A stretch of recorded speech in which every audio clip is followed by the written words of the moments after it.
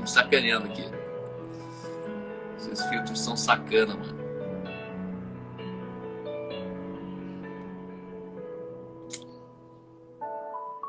Aqui mostra pra mim que tá conectando o Vitor Azevedo.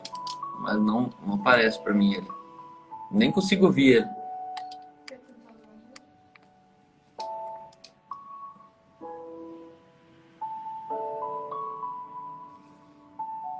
Tá pesando já. Tá faltando.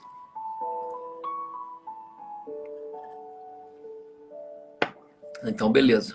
Então, pessoal, enquanto o Vitor Azevedo tá reiniciando a internet dele ali, sejam bem-vindos a todos vocês nessa quinta-feira. Nossa semana já começou com tudo. Estou muito animado. Amanhã eu vou estar aqui com o Vini Sidney. E é o seguinte. Você já parou para pensar como embaixador do reino de Deus? O país que a gente mora não é o país que a gente representa? A pobreza do país que você vive não é a pobreza do país que você pertence.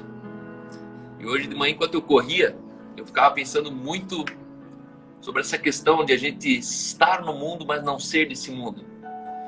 A partir do momento que nós somos desse mundo, nós temos a pobreza desse mundo. A partir do momento que nós somos desse mundo, nós temos os medos desse mundo. A questão é que nós não somos desse mundo, nós estamos nesse mundo. E eu quero te encorajar aqui a você ter uma consciência de um embaixador. Você sabia que um embaixador, quando alguém assalta o embaixador, isso não é só um assalto? Se você for assaltado na rua, é o seguinte, vai ser só registrado no boletim de ocorrência como mais um assalto. Mas quando você é assaltado como embaixador num país, você aciona o país inteiro. Você mexe com o interesse de um país todo. E às vezes eu fico pensando sobre as perdas que a gente tem. Você só perde, na verdade, aquilo que você se apropria, que você possui. E uma das coisas que eu tenho me desafiado a ser e fazer é manter a consciência de que nada é meu. Absolutamente nada. Nada é nosso. Nadinha de nada. Tua esposa não é sua. Seus filhos não são seus. Seu ministério não é seu. E quanto mais eu tenho essa consciência de que nada é meu, menos eu convivo com a consciência do medo da perda. As pessoas hoje elas estão convivendo com um medo latente, subconsciente, de perda. Vão perder quem ama, vão perder a estabilidade financeira, vão perder o emprego, vão perder a posição na igreja, vão perder a oportunidade de gravar um CD, vão perder a oportunidade de estourar com uma música. Eu quero te dizer, se você entende o princípio do reino de Deus, onde você é um embaixador, onde você, na verdade, apenas representa alguém que te enviou, quero te dizer o seguinte, não tenha medo de perda. Não tenha medo de você ficar pobre, não tenha medo. Não tenha medo de ladrão, não tenha medo de um furto, de uma traição. Não tenha medo que um pastor saia da igreja e leve metade da sua igreja junto. Não tenha medo porque não é tua igreja. Já não eram teus membros daquela igreja. Então, essa é a introdução que eu gostaria de trazer para vocês. Hoje corri meus 13 quilômetros, santo de cada dia. Num dia maravilhoso. Curitiba hoje está com um dia ensolarado. Acho que uns 23 graus. E foi muito bom. Muito gostoso mesmo. Então, nós estamos aqui esperando o Vitor Azevedo chegar. A gente teve problemas de conexão aqui já na entrada. Já estamos quase 11h30 da manhã. Então, de 11h30 a meio-dia e meio, a gente vai estar junto. E, olha lá. Vamos lá. Agora vai. Agora vai. Vai. Agora vai, mano. Oh! Aê? Agora foi? Tá me vendo? Agora sim, mano. Pô, velho. Nossa, eu não sei o que tá acontecendo na internet aqui em casa, não. É pesada, é muita glória já chegando. Não cabe na Acho que ela live. não aguenta. Deixa eu pôr mais pra trás isso aqui. Mudei de lugar aqui na casa. Não, tá ótimo, irmão. Tá conseguindo me ver bem, me ouvir bem? Perfeito. Agora sim. Então tá Seja bom. bem-vindo mais uma vez, cara. Obrigado mesmo. Eu sei que teus dias aí, ultimamente, foram dias desafiadores. Eu Um só ouvi pouquinho. de longe. Mas do outro Aham. lado, também vi que você está comemorando as suas bodas de... Bodas de quê? É bodas de algodão que chama. De algodão? É, 2 bodas de anos? algodão, 2 anos de casado. Ontem eu fiz 13. Fiz 13? 13 anos. Bodas de linho, se eu não me engano. Então a gente tá em festa e lua de mel aqui também. É bom Segunda-feira quero ver demais. se eu dou uma Eu, viajada aqui por a, sul aqui. a minha sogra, que é sua fã que tá assistindo a gente aqui agora, ela tá ali na cozinha, né? E ela falou que você ia fazer aniversário de casamento, que você ia viajar e tal. Eu falei, nossa, tá sabendo do carro, hein? Na verdade, ela tá me devendo uma live aqui, mano. A gente veio Ah, ela fazer uma live. você tá zoando? Isso aí ela não me contou, não. Agora eu vou ficar na cabeça dela aqui, hein? Pode ficar na cabeça. Tá combinado já aqui uma livezinha com ela. Pô, vai ser legal. Minha sogra Mas, é demais. cara, mais uma vez, obrigado. A gente tá em dezembro já. Pulando o último mês de novembro que não deu certo. Quero agradecer já pela tua fidelidade, tua cooperação, tua colaboração. A gente diariamente aqui reúne pelo menos dezenas, já centenas de pessoas, todos os dias, né? Sempre Sim, rotativo. E eu sim. acredito que a gente está levantando uma geração de revolucionários da graça de Jesus, pessoas que são livres e libertos da religião, que aprisiona. E você tem sido um cara importante nisso, um dos caras bastante fãs teu, que virou um bom amigo meu, se chama Sérgio Ponce. Sim. E o Ponce volta e meia tá junto com a gente aqui. O Theo também já fez live aqui com a gente. E o Ponce é um cara que eu gosto muito de ouvir ele. Quando eu vejo ele, eu converso um pouco com a história, converso um pouco com coisas que a gente sente, mas não tinha certeza realmente das histórias, né? E ele é um cara que é uma testemunha viva de uma igreja de 30 anos atrás que realmente, eu costumo dizer o seguinte, se meu pai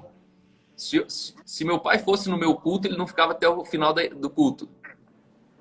Só que se eu vivesse o evangelho do meu pai, eu já não estaria mais na igreja. Sim, Então fica meio empatada a coisa, né? sim, Graças a sim. Deus que eu não continuei no evangelho do meu pai, né? Que era um evangelho incompleto, não era errado, era apenas incompleto, faltava algumas contas não fechavam. E hoje eu creio que meu pai é da Alemanha, ele é um cara que olha para mim e fala: isso aí, filhão, não te entendo, mas te compreendo, né? E eu sou grato a Deus que as coisas não estão parando, né? Essa semana eu vi um dinossauro da igreja brasileira pregando em algumas conferências e ele atacava a graça de um jeito assim que parecia que ele tava chateado, tava muito chateado. Mas sabe quando o cara ele só precisava sentar com a pessoa que ele tá na cabeça, ele tá pregando com alguém na cabeça, assim, ele tá pregando para alguém. Então daí eu pensei, cara, mas alguém que supostamente ia tão mal definiu uma pauta de uma conferência que ele foi pregar, entendeu? Porque aí o cara ele se adapta dentro de uma pauta, dando uma réplica para alguém que nem está assistindo aquela conferência. Sim. Mas uma coisa que eu sinto é que a graça ela é um oceano, é um vírus. A graça é uma pandemia, né? Isso. E aí o vírus está solto, mano. É Sem mais fácil vacina, né? A graça é uma pandemia sem vacina. sem vacina, mano. E valeu, cara, valeu porque você é com certeza um medalhão, você é um marco, você é um memorial dessa mensagem. Então, com vocês, pessoal, sem muitas delongas, Vitor Azevedo com Bíblia na mesa hoje com a gente. Tô com a minha Bíblia aqui. Compartilho dessa mesma sensação que você. Tem uma coisa acontecendo no Brasil. A gente não sabe muito bem aonde essa coisa que está acontecendo vai parar, quando ela vai parar ou como ela vai parar. Mas tem uma coisa acontecendo. E uma das coisas que eu aprendi no mundo das críticas, no mundo da perseguição, enfim, no mundo do xingamento, aí, enfim, que você sabe muito bem como que é isso, foi a identificar quem está desagradado de mim. Porque se a gente aprende, e isso quanto mais cedo aprender, melhor. Acho que até por isso que eu quero falar um pouco disso. Enquanto você falava agora, eu me lembrava disso. quando eu era menino, quando eu era o pastor ali de uma igreja de 3 meses de idade, era menino.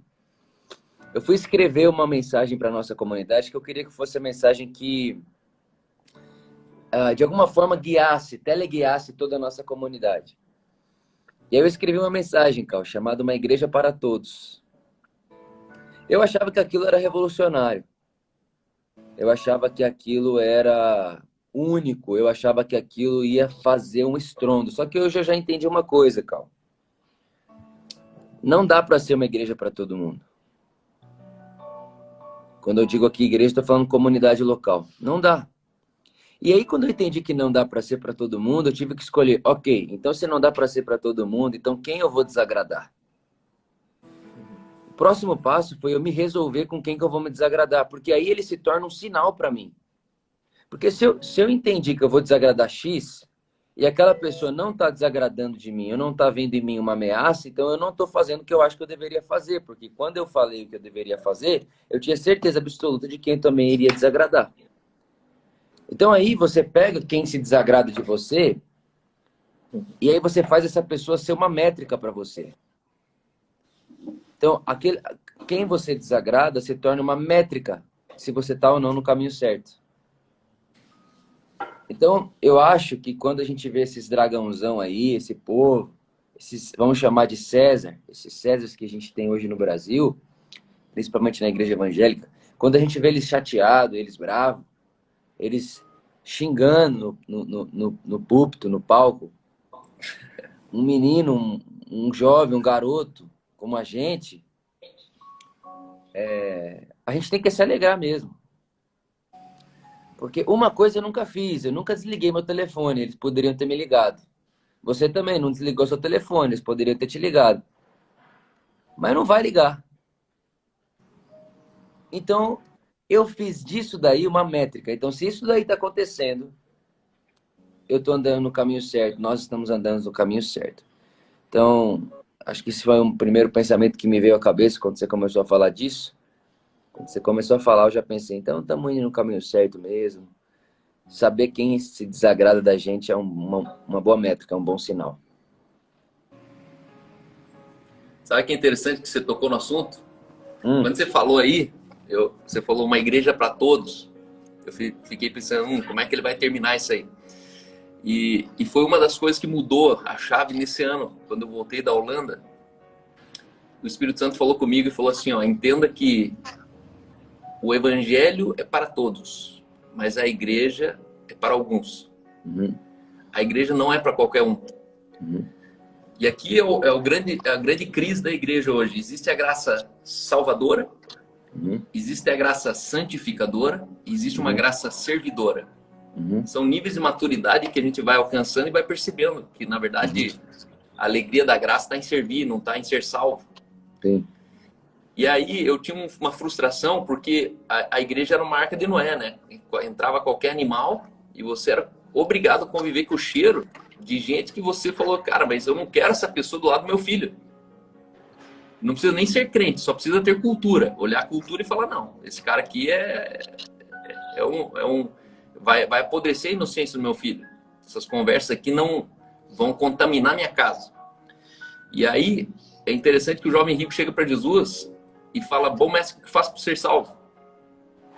E essa pergunta não tinha nenhum interesse em Jesus. Essa pergunta era 100% interesse dele. Ele queria ser salvo. E aí Jesus ele responde, cumpre os mandamentos. Não, isso aí eu já faço. Ou seja, salvo já tô. E aí Jesus fala assim, pois bem, se queres ser perfeito, vai, vende tudo, dá aos pobres e me segue. A igreja é a comunidade da comunhão perfeita.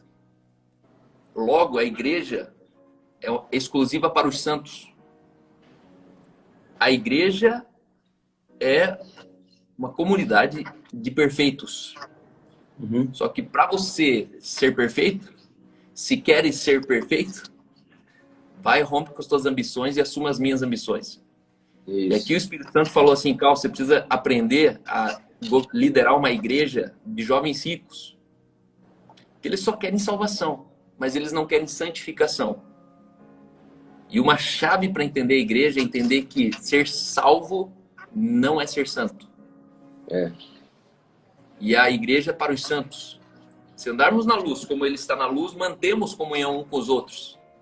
E o sangue de Jesus, seu Filho, nos purifica de todo o pecado. Salvação não santifica. A santificação, na verdade, é um lugar que a gente entra. Sem dúvida. E aí, aqui que é a chave de uma igreja que está disfuncional, porque ela tem muito salvo e pouco santo. Só que a gente não sabe o que fazer com os salvos. Então a gente... E aí a gente acha, vamos rejeitar eles da igreja? Não, mas eu acho que tem um subsolo da igreja que é para essas pessoas. Sim. Tem uma cadeira da igreja que é domingo para essas pessoas, falando, cara, você só quer ser salvo? Tá tudo bem, venha no culto. Só não almeje o episcopado. O episcopado não é para salvos. Isso. O episcopado é para santos. A quem muito se dá, muito é cobrado. Sim. Mas isso aí me chamou a atenção quando você falou sobre a igreja não ser para todos, né? Porque a gente cresceu religião achando, não, a igreja é para todo mundo. E no final a gente tá andando com gente que a gente nunca sonhou, nunca quis andar, né? Sim. É interessante que eu me lembro de todas as nossas conversas aqui. Dos temas, dos textos. Eu me lembro.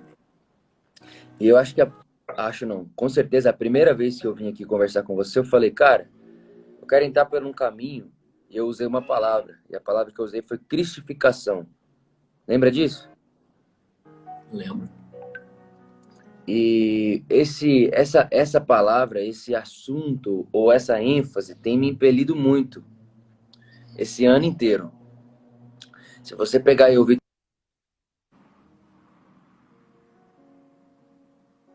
Sumiu o áudio agora. Cortou o áudio.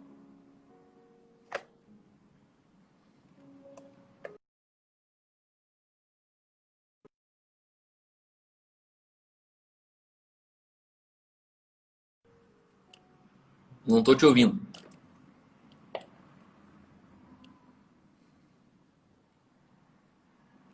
Será que ligaram uma caixinha de som perto aí?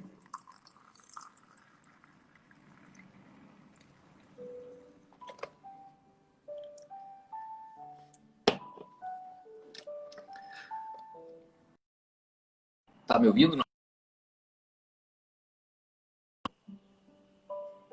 Não estou te escutando. Desliga o Bluetooth. Desliga o Bluetooth.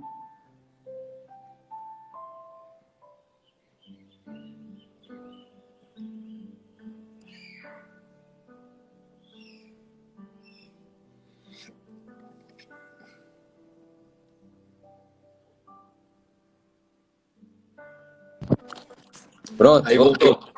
Cara, sabe o que foi? Uma pessoa me ligou, velho. Ah, é? Agora eu botei no modo avião. Beleza. Parecia que alguém tinha ligado uma caixinha de Bluetooth, tipo, do lado assim, e o som tinha ido pra caixinha, sabe? Pois é, alguém me ligou aqui, eu desliguei e achei que ia dar pra continuar falando, mas não deu. Tranquilo. Então, essa palavra, ela tem me impelido muito. Cristificação, cristificar-se. Eu li isso na teologia oriental. A gente tem salvação como o quê? O que é salvação para nós aqui? A salvação é o quê? É um tribunal. Então, Deus o Pai é o juiz, Jesus é o advogado, você é quem está sendo julgado e o Espírito Santo é seu favor. E aí ele te salva ali da morte. Ali. Então, é um decreto de salvação vindo do Pai, que é o juiz. Essa é a nossa ideia de salvação. E quando ele decreta a salvação, ele faz o quê? Ele te livra do inferno. Então, ele te livra do inferno. E aí, quando você vai ler salvação nessa teologia oriental, que foi onde eu me gastei muito esse ano lendo, estudando, lendo caras de fora dos Estados Unidos e tudo isso, eles vão falar que salvação é um certo tipo de teoses, deificação, que é o Deus que se fez homem para inserir o homem na divindade. O Deus que se fez homem para inserir o homem dentro de Deus. Cristificar o homem. Humanizar o homem à semelhança do Cristo perfeito e tudo isso. E aí você vê a diferença das duas coisas. Por quê? Para um oriental, alguém que é salvo é alguém que está se cristificando. Para alguém que é salvo é alguém que está engajado com tornar manifesto aquilo que ele tem de potencial, que é a semente, o sêmen do Cristo.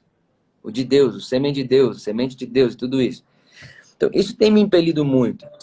Quando a gente pensa a vida eterna, e eu acho muito interessante a leitura que você fez do Jovem Rico, e uma das coisas mais bonitas da Bíblia é a forma como a gente pode interpretar várias vezes a mesma coisa. Eu leio o Jovem Rico com Jesus falando assim para ele. Você quer a vida eterna? Quero. Pois é. Jesus cita 5 mandamentos para ele. Quando o Jovem Rico fala, Jesus, eu quero herdar a vida eterna. Jesus cita 5. E aí, Cal, o judeu, ele separa os 10 mandamentos em 2 partes. Os 4 primeiros mandamentos, ele separa, é do homem para Deus. E os últimos 6 mandamentos é do homem para outro homem. Então, os 4 primeiros mandamentos é como o homem deve se relacionar com Deus. E os 6 últimos é como o homem deve se relacionar com outro homem. E aí Jesus cita 5 dos últimos 6 mandamentos. E aí o Jovem Rico diz, não, isso aí já faço, como você disse. E aí Jesus, ele cita o 6º. Quando Jesus pede para ele dar tudo ao pobre, vender tudo e dar aos pobres, ele está citando o 6º, que é não a ganância, não a cobiça. E quando Jesus cita esse, ele fala, não, então eu vou embora. E vai embora triste. E aí, sabe o que eu leio nessa hora? Eu leio que Jesus está dizendo é o seguinte, ó. Primeiro, a gente precisa entender que o conceito de vida eterna não é morrer e ir para o céu. Vida eterna não é quantitativa, não é quantos dias, né? Não é vida para sempre. Vida eterna é a zoe de Deus, é a qualidade de vida de Deus, é a qualidade de vida do reino de Deus. Né? Então, tudo isso. Jesus disse, a vida eterna é conhecer a Deus. Enfim, vida eterna é tudo que eu posso fazer hoje que não morre comigo no túmulo. Vida eterna é uma vida agora que sobrepõe a morte. Vida eterna é uma vida que eu tenho hoje que quando eu morrer não acaba comigo. Então, vida eterna é uma atitude de vida que eu tenho hoje que eu continuarei tendo pós-morte. Tudo que eu faço hoje, que eu vou continuar fazendo após a morte, na ressurreição, é eterno.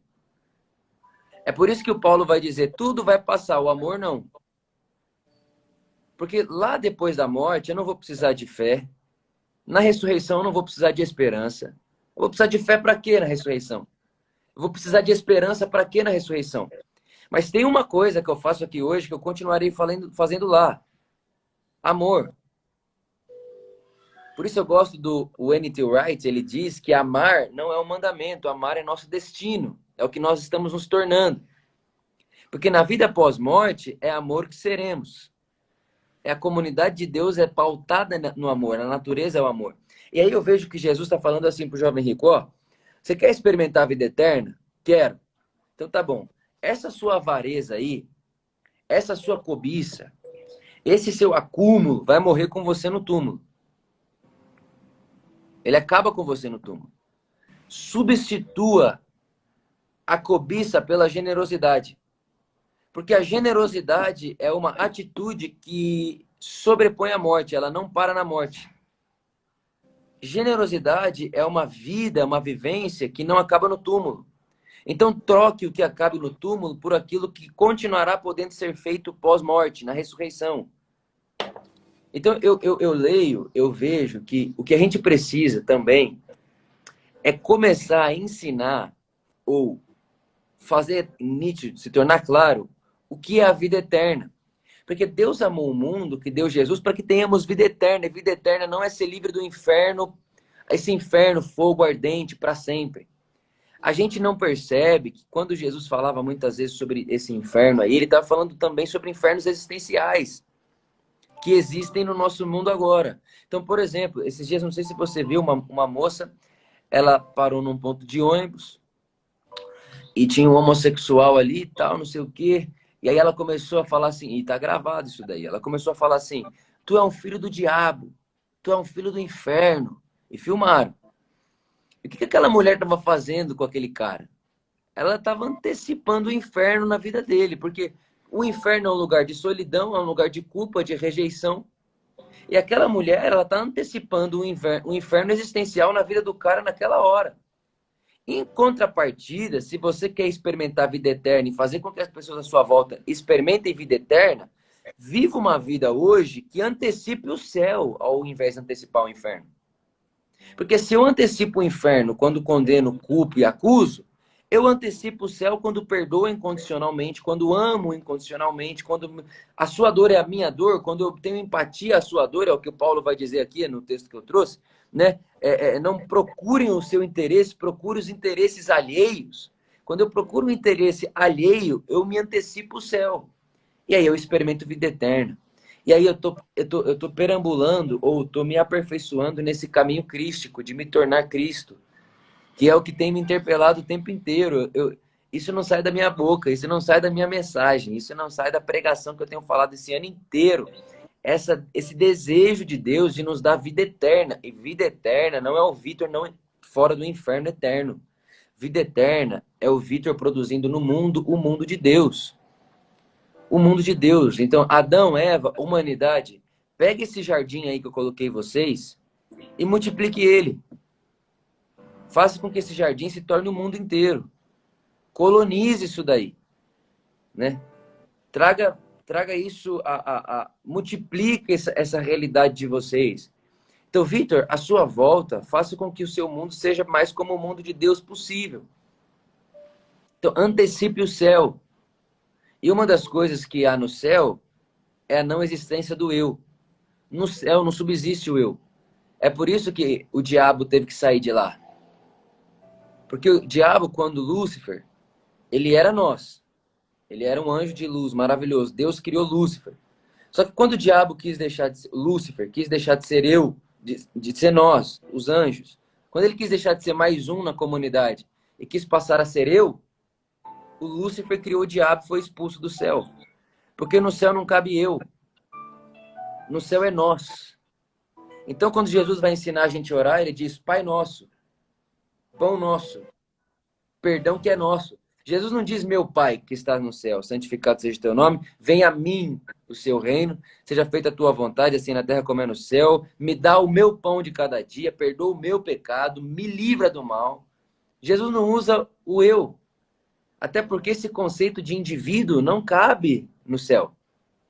No céu é comunidade, no céu é façamos nós, no céu é pão nosso, venha a nós o seu reino. O pão é nosso. O perdão é nosso. Livra-nos do mal. Muito diferente dessa ideia que a gente vê hoje de testemunho de gente. Eu ouvi testemunho de gente assim. Nossa, Deus fez um milagre na minha vida. Eu tenho 7 vizinhos. Os 3 da esquerda pegaram corona. Os 4 da direita pegaram corona e Deus me livrou.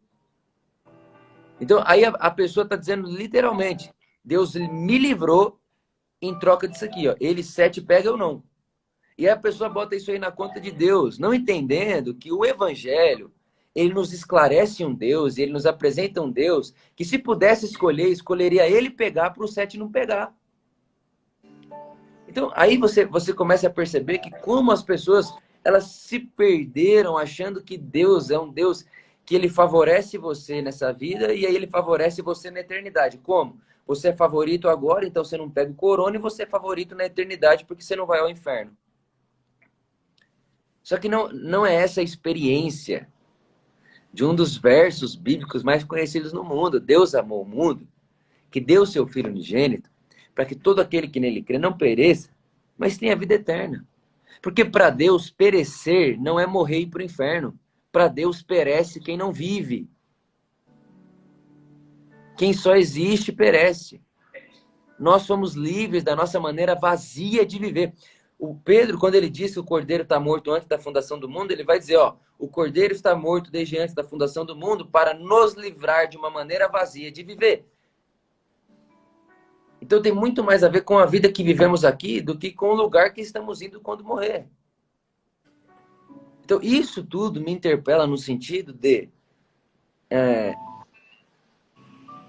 eu quero ter uma uma vida.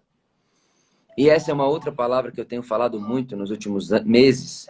Eu quero encarnar uma vida que produza à minha volta o máximo, mas o máximo do máximo do máximo possível, o mundo de Deus. Então, como seria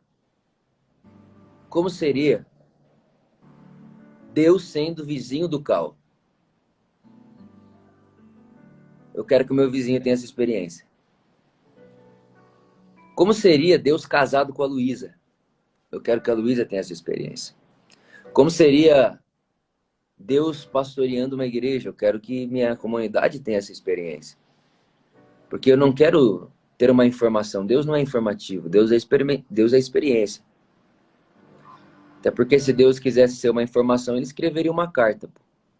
Ele escreveria uma carta que todo mundo pudesse entender e mandaria uma carta. Mas ele não faz isso. Deus não manda uma carta. Deus encarna. Deus se torna pessoa. Né? E é o texto que está aberto aqui. Tem a mesma atitude demonstrada por Cristo Jesus, que sendo Deus, esvaziou-se. E quando se esvazia, toma forma de escravo e nasce como ser humano. Então esse Deus aqui que a gente está falando do Evangelho, ele não mandou uma informação, ele não quer tirar você de um fogo eterno para sempre, não é essa a mensagem central dele. A mensagem central de Deus é: Deus amou o mundo de tal maneira que se esvaziou na forma do Filho para que tenhamos vida eterna. E aí quando ele vem viver aqui, ele mostra pra gente que vida eterna é essa, e ele diz assim para mim, para você, para nós: Vitor, viabilize a experiência que vocês tiveram comigo, com as pessoas à volta de vocês. Nisso vocês vão cumprir toda a lei de Deus. Todo o desejo de Deus é cumprido quando você viabiliza para o outro a experiência que você teve comigo. E esse daí também é andar por um caminho crístico. Só que para andar nesse caminho crístico aí, no caminho do amor, você vai precisar fazer a mesma coisa que eu. Esvaziar-se. E aqui eu estou dizendo no sentido de... Deus é tudo. Imagina só comigo. Deus é tudo. Certo? Deus é tudo. E ele preenche todo espaço. E para que caiba o universo, Deus se esvazia. Então, por exemplo, nesse exato momento, Deus está aqui, não está? Deus está aí com você, Deus está aqui comigo. Deus é onipresente, ele está. Mas você concorda comigo que se existisse uma forma de Deus intensificar a presença dele, assim, de aumentar, não no sentido de aumentar para estar mais presente, mas aumentar a percepção, aumentar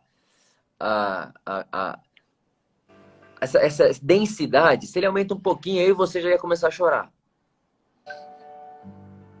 Se ele aumenta um pouquinho mais, a gente ia ter que ajoelhar, cara.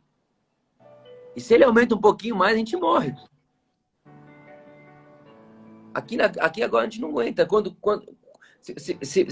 As experiências das teofanias do Velho Testamento, o povo cai, o povo chora, o povo cai como morto, tudo isso.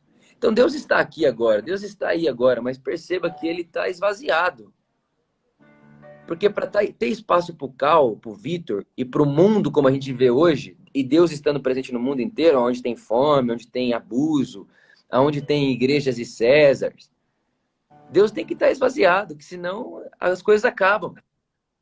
Ele mesmo resolve. Ele mesmo faz. Ele pode fazer. Mas Deus, ele escolhe criar um mundo no algoz da liberdade. Ele escolhe criar o mundo na base do amor. E amor é liberdade, aí não tem jeito.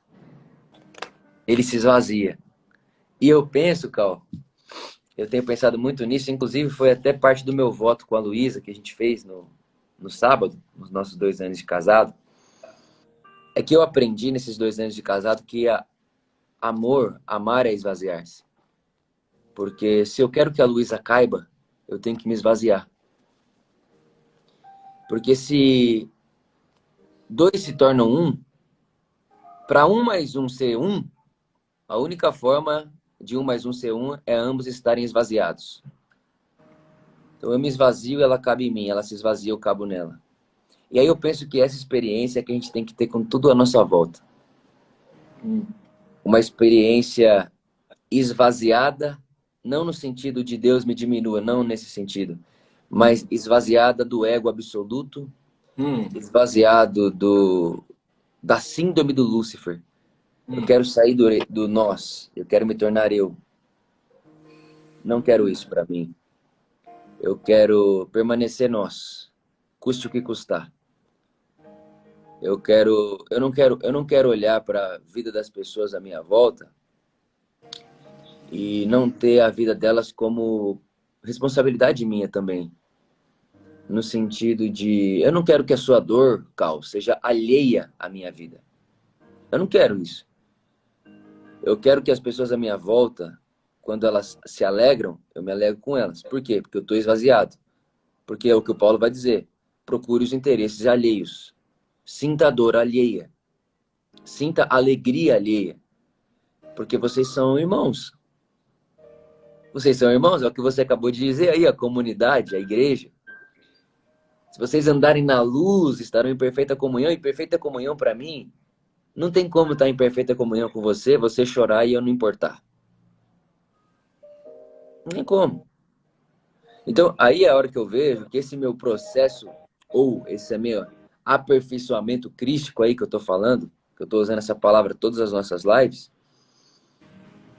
uma das coisas que ele faz é aprender a não ser alheio à pessoa à minha volta. Independente de quem ela seja, independente do que ela esteja fazendo, independente do que seja a dor dela, eu não posso ser alheio a ela. Porque quando Deus viu a minha dor, quando ele viu o nosso desespero, ele esvaziou-se. Ele esvaziou-se do todo. Eu ouvi uma vez uma frase, velho, que eu pirei. Que quando Deus ele vai criar o mundo, ele tem que dar um passo para trás. Porque Deus preenchia todo o espaço. E que haja espaço para o universo, ele dá um passo atrás. Ele dá um passo atrás e cria. E aí a beleza do amar sendo um passo atrás. Para que caiba o outro, eu dou um passo atrás. Para que caiba você, eu dou um passo atrás. Para que caiba a Luísa, eu dou um passo atrás. Para que caiba, eu dou um passo atrás. E aí é muito legal, porque alguém vai dizer, não, mas aí você tá deixando de ser você. Não, não tô deixando de ser eu. Eu tô sendo o meu eu de verdade. Porque o meu eu de verdade é a semelhança de Deus e é assim que Deus vive. Ele dá passos para trás. Inclusive, ele é tão humilde e ele é tão esvaziado nesse sentido que podendo fazer tudo, podendo resolver tudo do jeito que ele quisesse, ele é Deus. Ele não faz desse jeito, dessa força, nessa violência. E ele escolhe dar um passo atrás e dizer, eu vou pagar o preço. Eu vou pagar o algoz da liberdade humana. Eu tô disposto a sofrer por isso. E ele sofre. E se esvazia. E antes da fundação do mundo. Porque o Cordeiro está morto desde antes, Deus esvaziou-se antes. O mundo só cabe porque Deus esvaziou-se. E aí a última coisa que eu falo aqui para a gente abrir nossa conversa é que o Espírito Santo, ele não pode fazer isso em mim, em você sozinho. Ele não pode pegar o Vitor e obrigar o Vitor a se tornar isso daí. É uma colaboração. É uma obra de 4 mãos. É uma semente. E o Espírito Santo me convida a andar por esse caminho. Por meio da minha consciência, por meio da consciência que o Espírito ilumina dentro de mim, dentro de você, dentro de nós, ele nos convida a andar por esse caminho crístico aí. E aí, durante o nosso dia, de repente, alguém dá um tapa no nosso rosto, e aí vem uma voz dentro de nós dizendo assim, dá outro, dá outro, dá outro, e ao mesmo tempo vem a voz do Espírito, que é a nossa nova criação, que é a nossa realidade agora, que vai dizer, eu escolho o caminho de Cristo. Eu estou me cristificando. Pode dar outra, dou a outra face. E aí, de repente, alguém obriga você a andar uma milha e você fala, não, mas quanto custa andar uma milha? Aí vem uma outra voz e diz, não, você está seguindo o caminho do Cristo. Você anda a segunda milha e tal. E aí, de repente, você começa... É muito gostoso que você começa a viver uma vida e o seu dia a dia se torna interessante por isso. Porque você está vivendo um dia a dia nessa colaboração do Espírito. E o Espírito está te levando nesse caminho aí de se tornar como Jesus, em manifestação, porque já somos em potencial. Então ele te convida a andar nesse caminho, de mãos dadas com ele, e o fim do caminho a gente sabe qual é. Eu sei qual é o fim do meu caminho. É me tornar Cristo, em perfeito estado. Ele é o modelo de todos os irmãos. Esse é o propósito de Deus. Que Jesus não seja o único, mas o primeiro. De uma família de irmãos como o primeiro. Então eu tenho pensado muito nisso, eu tenho falado muito isso, eu tenho pregado isso.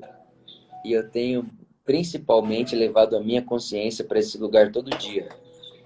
Aonde eu não acordei hoje falando, Deus, me perdoa pelo pecado que eu vou cometer hoje. Nada disso, eu sou uma nova criação. Pô.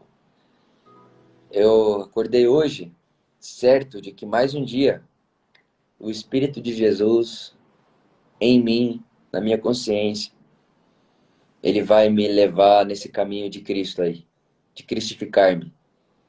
E eu sei que eu vou dormir hoje à noite mais perto em manifestação. Esse potencial que eu tenho dentro de mim, que é essa semente de Deus, hoje à noite ela vai estar mais regada. Ela vai estar mais molhada.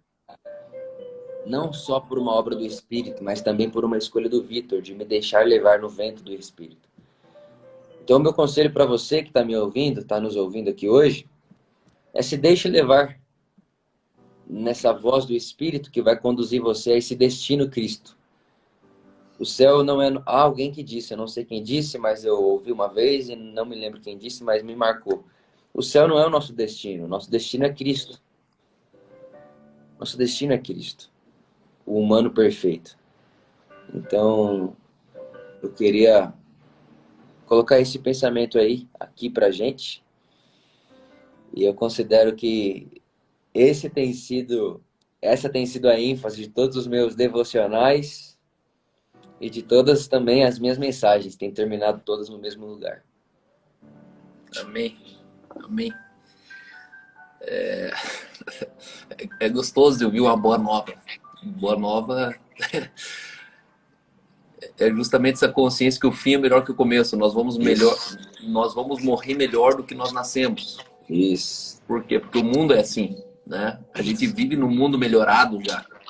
O mundo que a gente vive não é um mundo que foi criado. O mundo está muito melhor, em vários sentidos. Eu creio nisso. Eu também. E a religião não. A religião, ela acredita que o fim é dor, é angústia, é morte, mas esqueceu que é o fim para quem, né? Não é o fim do justo, né? Uhum. Mas esse texto que você leu, Filipenses 2, 5 a 7, eu gosto do 6, que ele fala assim, ó, quem, embora sendo essencialmente um com Deus e na forma de Deus, ele está falando de Jesus homem aqui. Uhum. Tão certo que Jesus era um com Deus, sendo humano, tão possível é eu ser um com Deus sendo humano. Uhum. Isso aí. E eu creio que essa é a ruptura com a religião. A religião nunca vai enxergar Deus e você sendo um. Deus é lá, eu tô aqui, então eu me escondo de Deus, eu entro na presença de Deus, eu saio da presença de Deus, eu busco a face de Deus, eu busco Deus em oração, eu invoco a presença de Deus, né? Tudo isso. Mas quando a gente entende que tão certo que eu sou uma só carne com minha esposa, existindo em dois lugares, que é quântico isso. Eu não sou uma só carne com minha esposa. Não diante da minha vista. Mas diante da minha convicção, eu sou. Aquele que se une a uma mulher é uma só carne com ela. Sim. Só que ele não é siamês, ele não está grudado. Só que existe uma aliança entre nós. Então, sendo um, a gente é dois. Isso. E aqui ele diz, Jesus, quem embora sendo essencialmente um com Deus, e na forma de Deus, isso significa o quê? Possuindo a plenitude dos atributos que faz de Deus Deus. Jesus possuía a plenitude dos atributos que fazem Deus Deus.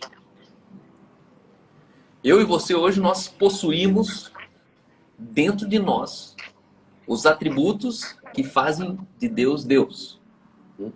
A questão é que Jesus não julgou por usurpação. Ele não se apropriou disso.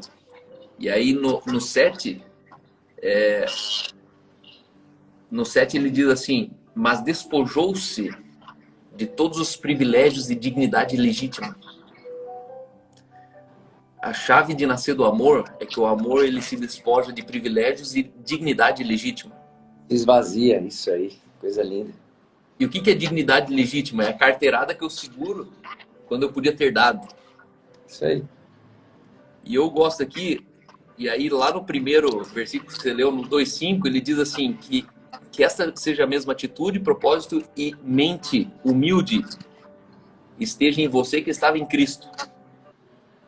Paulo está falando que é possível eu ter a mesma atitude, que a religião fala que não, Jesus era Jesus.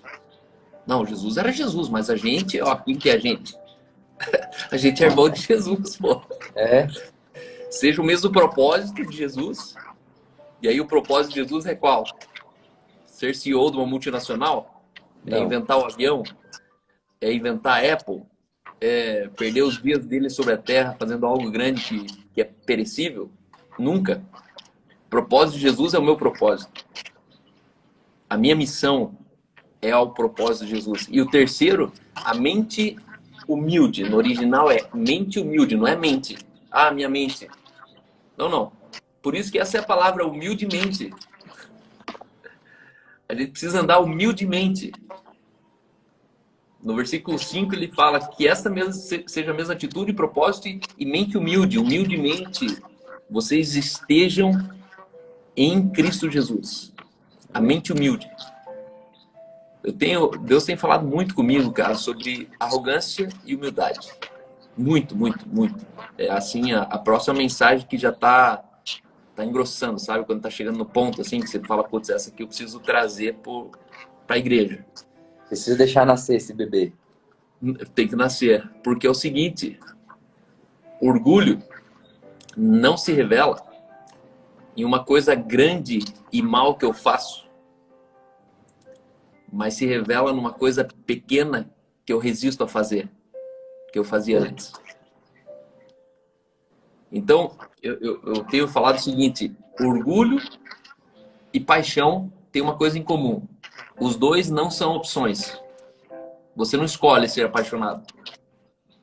De repente você, putz, cara, tô apaixonado. Tô com um sentimento diferente. Não paro de pensar na pessoa. Não, aquilo me faz bem. Aquilo, né? Por quê? Só que você não falou assim, eu quero apaixonar pela Luísa. Não. Sim, não mesmo, viu? Não tem como. Só que de repente você é capturado. É aquela história, né? O netinho chegou no vô e disse, vô, como eu faço pra saber se eu tô apaixonado? Aí o vô falou pra ele assim, uma coisa eu sei, você não tá, porque se você tivesse, você saberia. É isso aí. E todo mundo enxerga, né? Porque o cara fica bobo, né, mano? O cara começa a gastar coisa, começa a cortar o cabelo diferente, Algumas pessoas você tem que lembrar, cara, você tá apaixonado, mano. É verdade, é verdade, é verdade. Algumas pessoas se tornam irreconhecíveis. Mas é interessante que o orgulho é o mesmo mecanismo. Você nunca vai saber que você estava orgulhoso. Porque você nunca quis ser orgulhoso. Então, na verdade, todo orgulhoso não quis ser orgulhoso. Ele se tornou orgulhoso. Ele foi uma vítima de um sentimento. Sim. E aí eu percebo que nós somos mais orgulhosos do que a gente imagina. Porque a gente acha que a gente não é orgulhoso porque a gente nunca quis ser. Não, não. Sem querer ser, você vai ser. Sim. E aí, o que é grave? Deus resiste ao soberbo. Todo soberbo é resistido por Deus. Deus, ele tá ali, ó, com a mão na porta, falando, vai, filhão, faz força, vai, vai. Deixa eu te mostrar aqui como é que faz. Ninguém ganha de Deus. Ninguém ganha de Deus. E aqui a Bíblia diz, o seu cristianismo, ele é interrompido. Ele é resistido. A declaração da nossa fé é resistida quando eu caio no orgulho. E a Bíblia diz que o orgulho, ele anuncia a queda. O orgulho é a antessala do precipício. A gente vai cair num buraco. Então, existem algumas pessoas que a gente olha assim, e aí eu analiso.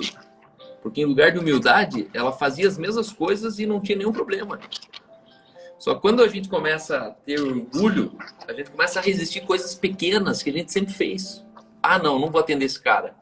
Ah, não, naquela mesa eu não sento. Ah, não, ele vai estar lá, eu não vou. Ah, ele vai pregar? Não assisto.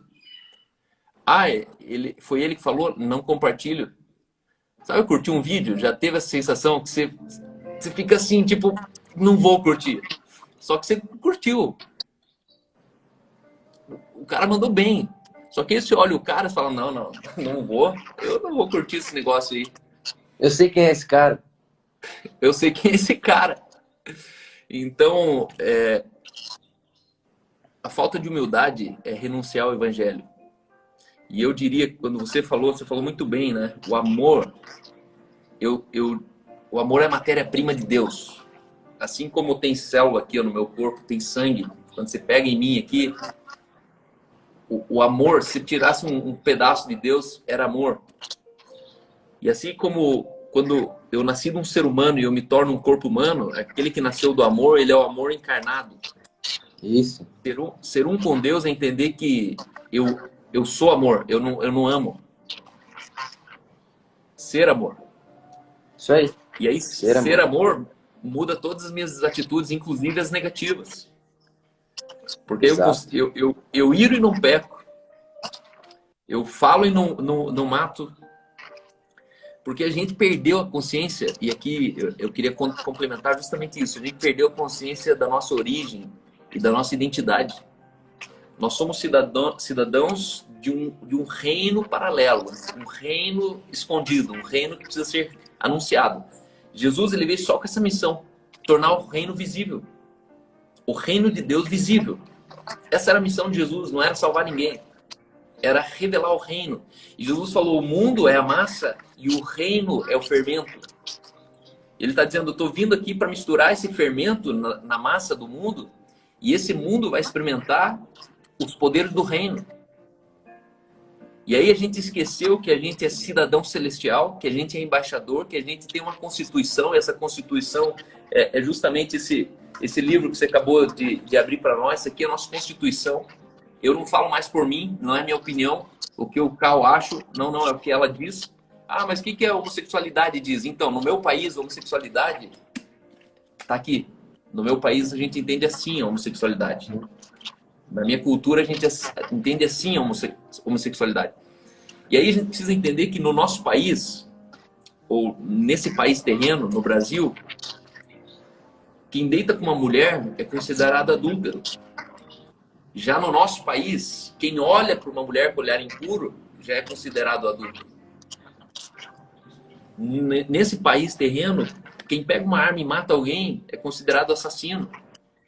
No nosso país, quem fala mal de um irmão, com uma palavra, assassinou o irmão. E a gente perdeu a consciência de origem, a gente não sabe da onde a gente é, quem é o nosso rei, quem é a nossa constituição, eu represento que país, quem é meu dono, eu sou mordomo sobre o quê. Por isso que eu comecei falando aqui sobre embaixada. O embaixador, ele nunca fica pobre, porque ele não tem salário. O embaixador nunca mais vai perder o emprego, não sei se sabe disso. O embaixador, ele tem suporte vitalício. Comida, chofer, bebida, moradia. um embaixador, quando há uma infração contra ele, ele não arregaça a manga e sai no tapa. Ele só aciona o exército militar do país dele, porque foi uma afronta contra um país. E se a gente tivesse a consciência do embaixador do país que eu represento, eu esquentaria menos a cabeça e deixaria mais o país que eu represento se mover ao meu favor. Então, eu só queria complementar justamente com essa consciência da cristificação.